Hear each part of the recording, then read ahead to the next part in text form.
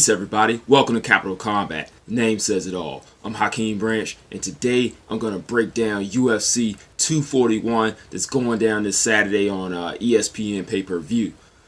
On this card, we got a lot of good fights, notably the three main attraction fights, in which we have Yoel Romero facing Paulo Costa for a middleweight title shot. Probably whoever wins that is going to be first in line. We got a potential barn burner fight of the year between Anthony Pettis and Nate Diaz. And then we have, for the heavyweight championship of the world, Daniel Cormier defending against the former champ Stipe Miocic. So, breakdown purposes, I'm going to go with the two headlining fights, but that Romero-Costa fight is going to be something, and you should probably check that one out too. They also got a couple other fights on that undercard, but I'm not even going to touch on those. Just stick with the high-profile fights to keep the time level down. So, let's go ahead and get into it. Diaz and Pettis. Two gentlemen who were probably some of the most well-rounded mixed martial artists competing at the moment, fighting pretty much just for a bragging rights type of fight. Diaz, who hasn't fought since his last two fights against Conor McGregor, and Pettis, who's just coming off a win against Stephen Wonderboy Thompson in spectacular fashion at that, in his welterweight debut. So, with this fight, we've got someone who's been fairly active in Pettis against someone who has been very inactive in Diaz, because before he fought McGregor, he was inactive prior to that. But, as we saw from his two fights with McGregor, Diaz is never out of shape. He is always coming to win, and you know he's going to bring tons of attitude and just bravado into the octagon. So we got one guy who is very confident in his abilities and shows it through very unique striking when I'm talking about Pettis, because he will bring out something new just about every single fight you see him in, and it's something that looks really spectacular against Diaz, who is just so confident in his abilities. It almost looks like sheer arrogance when he's in there literally slapping guys in the face.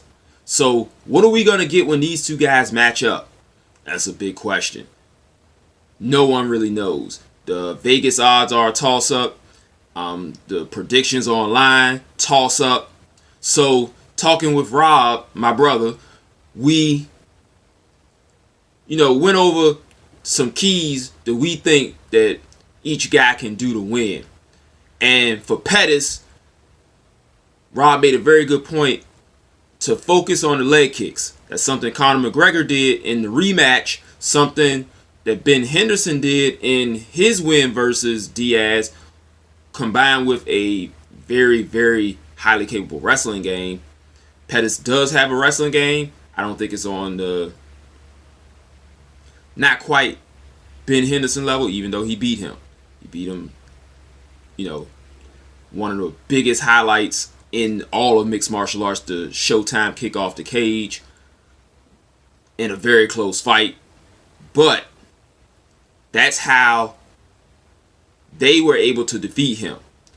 So Pettis can use a little bit of that to his advantage, because Nate Diaz is very front foot heavy. He does have a hybrid boxing and jiu-jitsu style game. A lot of his wins are via submission, or he will just simply outstrike you and beat you down until you make a mistake. With Pettis, it's usually one of those concussive type of finishes. He's going to hit you with something flashy, jump on you, and finish you. So, this one is really hard to call. But like I was saying earlier, if Pettis can use those leg kicks, possibly slow Diaz down, and then try to land something big later on in the fight, he can pull away with this one. Diaz, if he can keep Pettis away with his longer arms and maybe use some of his groundwork to possibly secure a submission, which is going to be hard because Anthony Pettis is a very high-level grappler as well. So, from the paper, it looks like Pettis has a little bit more advantages than Diaz and should come away with the victory. The main thing that I'm looking for is going to be if Diaz can push a pace to where Pettis can tire out, which is also very hard to do. We got two guys with very, very excellent motors. And Pettis, who is familiar with 5-round fights, being a lightweight champion for so long in two organizations, WEC and UFC.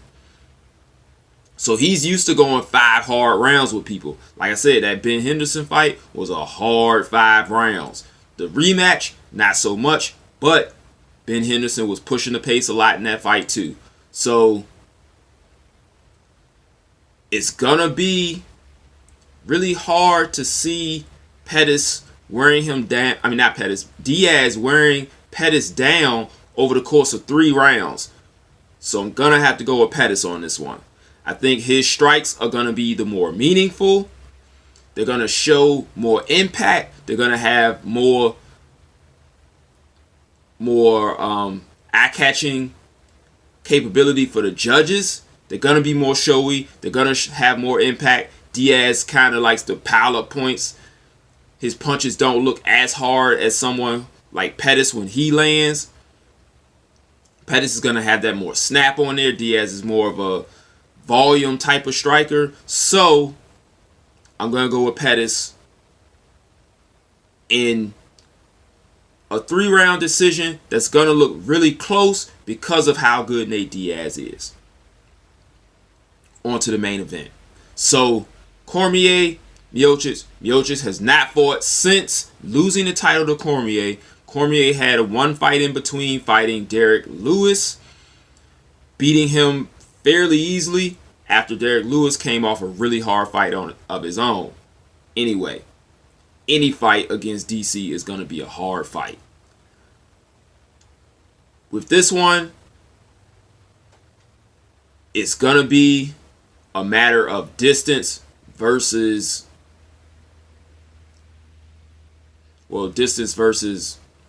experience. So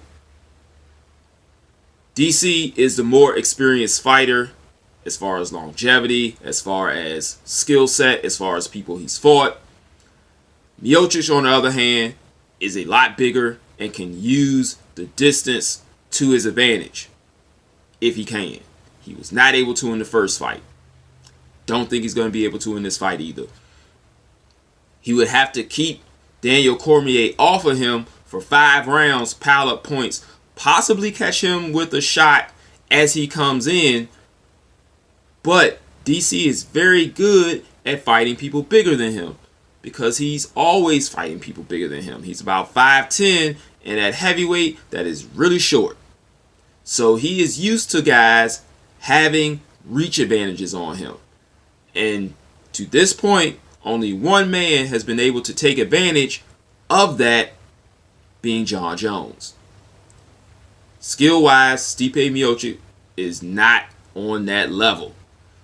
So, I think we get a very similar fight. I think in the first fight, I was taking Cormier by decision.